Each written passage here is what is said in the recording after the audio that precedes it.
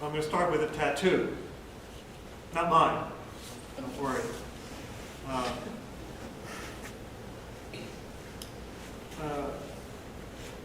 It was in the locker room in my gym.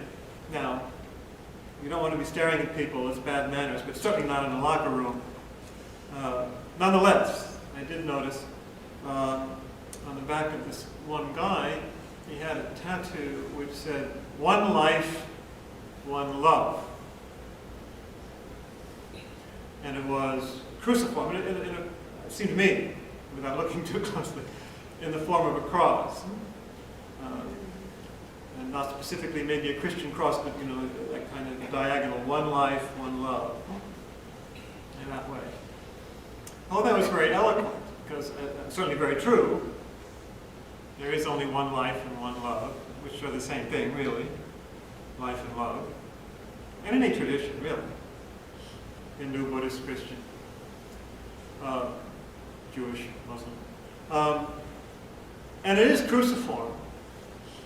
We Christians would see it in a certain way, that one life and one love is cruciform in the sense that it includes everything, one life, one love, all the directions, the four, as Christian symbolism sees it, the above and below, and all the directions, the four corners of the world. And Buddhism would speak about the 10 directions. That would be their language, most likely. But to say that it is all-inclusive. Cruciform also in this sense, as perhaps as Christians would especially see it, that it does include everything. It includes all the pain and all the death and all the suffering. The one life and the one love somehow have to include that. In order to be precisely one life and one love, without excluding anything. Everything has to be somehow included. And all religious traditions would agree on that. How this works out, though, is challenging. Especially today, on 9/11, we think of how, indeed, truly and hopefully, there is just one life and one love that somehow includes all that.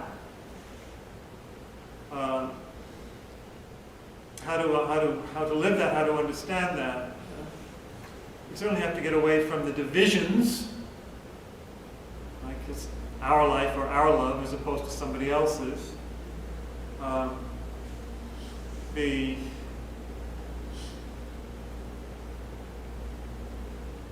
masters, I've told this story before, but a few days after 9/11, I was speaking with Sensei Janet Abels, and she said, among other things, don't forget that we are the terrorists. And as I think I've remarked before, that's not just saying we could be capable of the same thing in the same circumstances, internal and external. Yes, that's true too. But it's more than that. We are, literally, there's only one life, including everyone. Theirs too. So it's us. We're not limited to our little individual egotistical self, but Zen and Christianity too remind us our true self, Buddha self, Christ self, is beyond all that and includes everything. So in a deepest sense, we are the terrorists. Whereas Bernie Glassman said to my friend Paul Knitter, quotes in his book, "Without Buddha I could not be a Christian," when Paul was involved with his wife in the social action and political action in El Salvador, back in the day with the dictators and the death squads. Bernie, my Dharma grandfather, reminded him, okay, you can do your action, your peace and justice work, of course, but remember, you are the death squads. And unless he realized that, unless we realize that, we'll do more harm than good in our attitude and in our actions. It's very challenging. And just today in our Christian and our Catholic liturgy, we had the passage from St. Luke where he says, love your enemies, do good to those who hate you, don't judge, don't condemn, lest you be judged and condemned. It's all part of the same fabric. Not judge others. I was somewhat distressed to listen today as the names were being read at Ground Zero. One of the readers one of the relatives, in other words, of someone who is lost, said we have to remember that they, those who died, were holy martyrs in a holy war. And I was thinking to myself, that's exactly what the terrorists said, the 19 of them. They were saying, we're holy martyrs in a holy war. So are we falling into the same trap? And this guy, if some of you may have heard him, was the only one of the speakers to specifically invoke the Holy Trinity and Mother Mary, the Blessed Virgin Mary. So you know where he's coming from. So why is it, and how is it that piety leads to war? Something's wrong with our religion, something's wrong with our understanding, if that's what we're coming to. We're not seeing what the mystical traditions of all these religions are saying, that there is one life and one love, which includes everything, and if we don't, we're missing it. So how is it included then if it's not us and them, war, jihad, and all this stuff?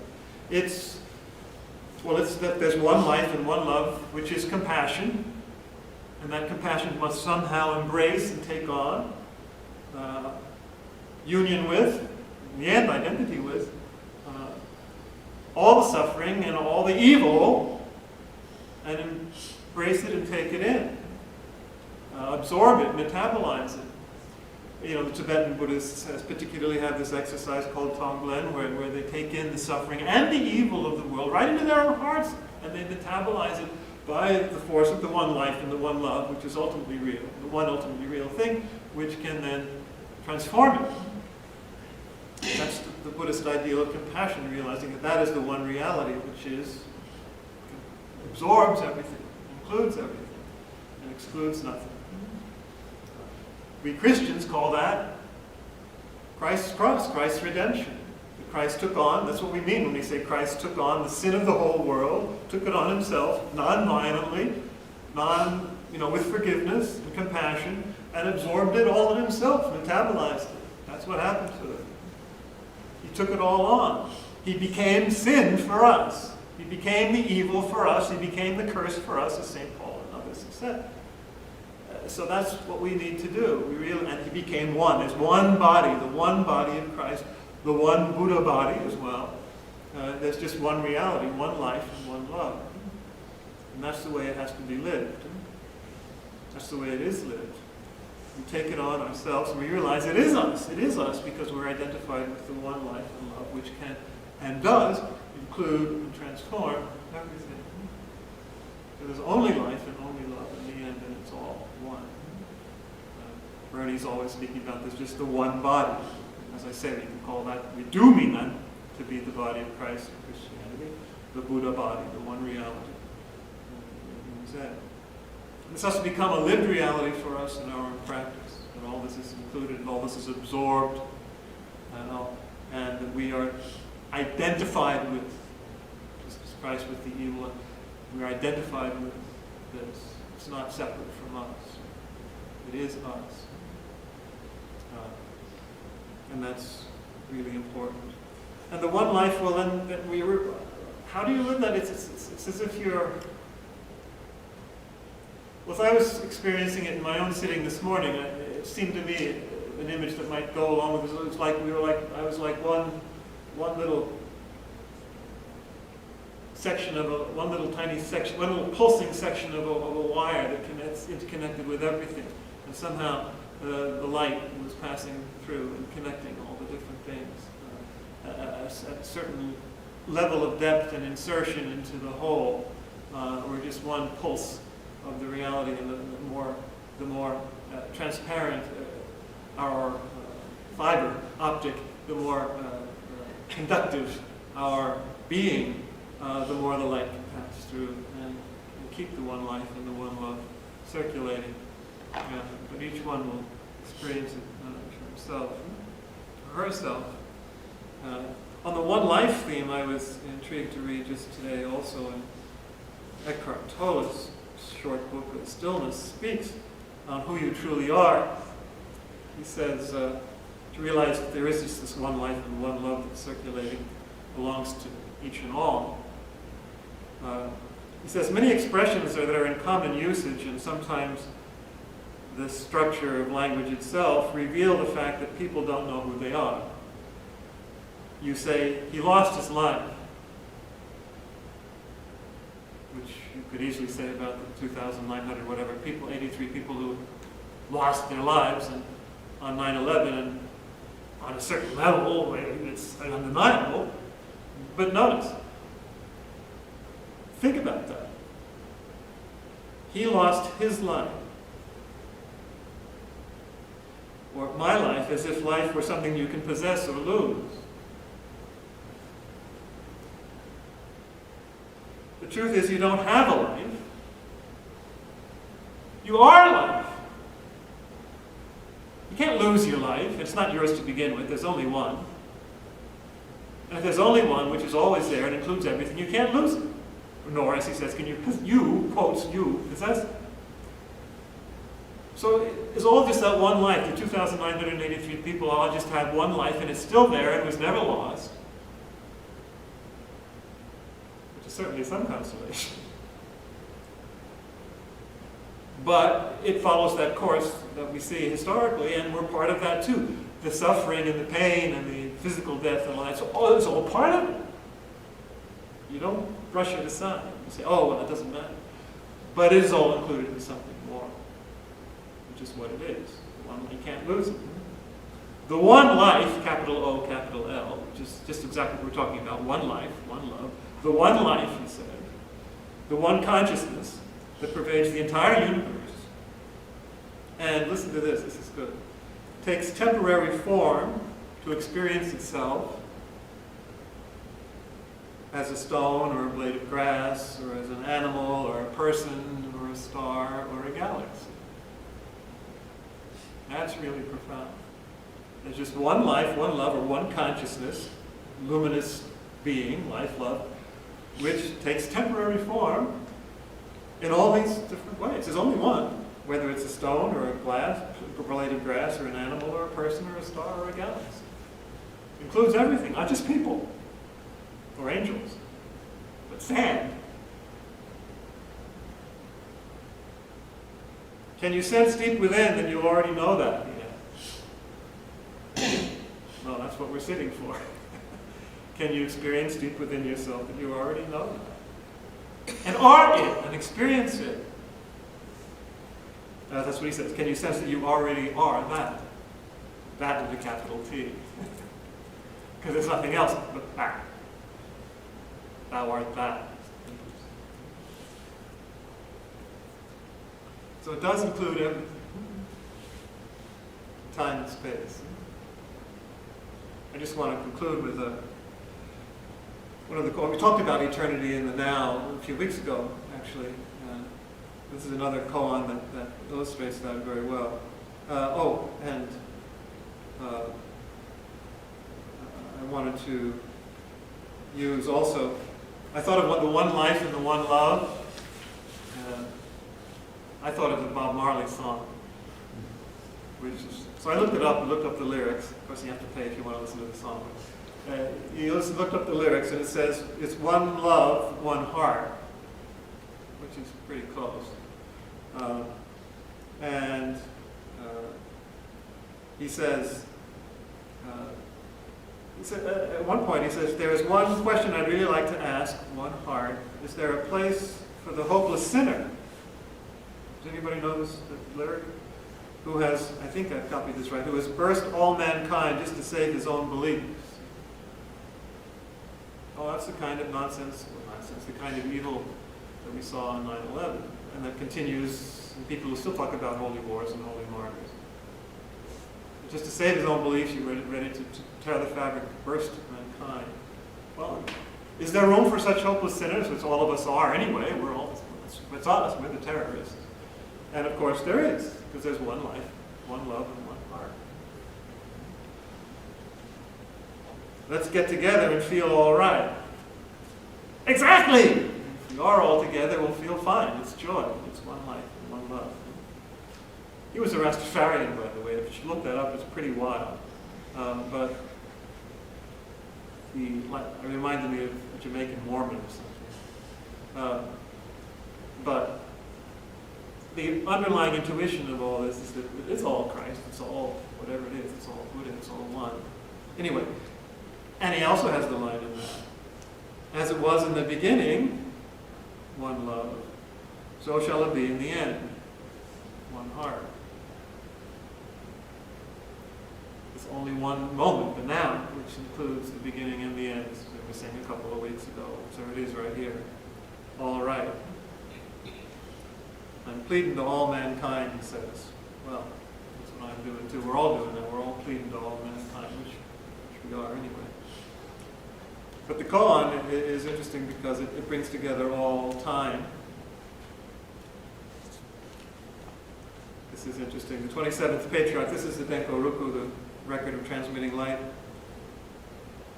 One patriarch asked, "Do you remember the past?" The master replied, "I remember being with the masters eons ago." The master propounded the great wisdom, and I recited the profound sutra. The present event of our meeting is probably connected with that ancient cause. Talking about reincarnation or what? What is that all about anyway? Well, it's about the fact that there's only now. And all reality, all wisdom, all life, all love is now. The life and death of all those people is now. So are we. All space and all time. And we experience that. If we experience the now and the power of now, we would. They were the same, it says, as the Tathagata, the Buddha himself, and one with the venerable ones. And one with them as well. Christ, the Buddha. Okay. To see today is to see eternities. If you look back at eternity, you observe today. Only one life and one love, which is always now. They are born with you. They abide with me. There's not a hair of separation. Not a hair of separation. It's all now.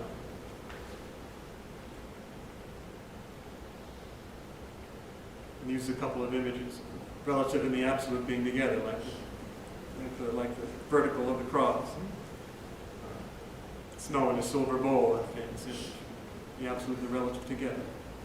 So the one life and the one love includes everything, including the sand, including our death, including our flesh. And it's not something up there. It includes everything of all time and all space. And the final verse shows the one life and the one love.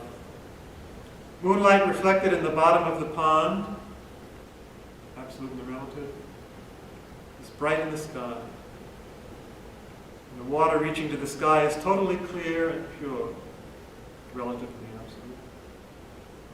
But you scoop it up repeatedly and try to know it. Vast, clarifying all, it remains unknown.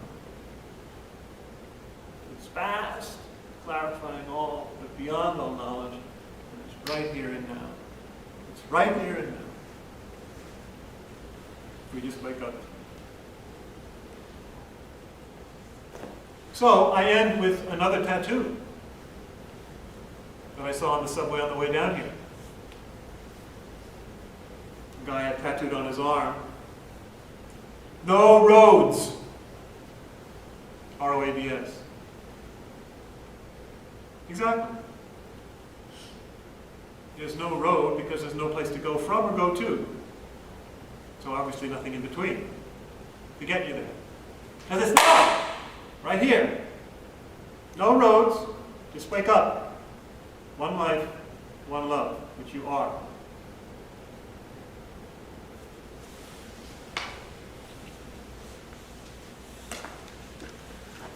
Okay, we have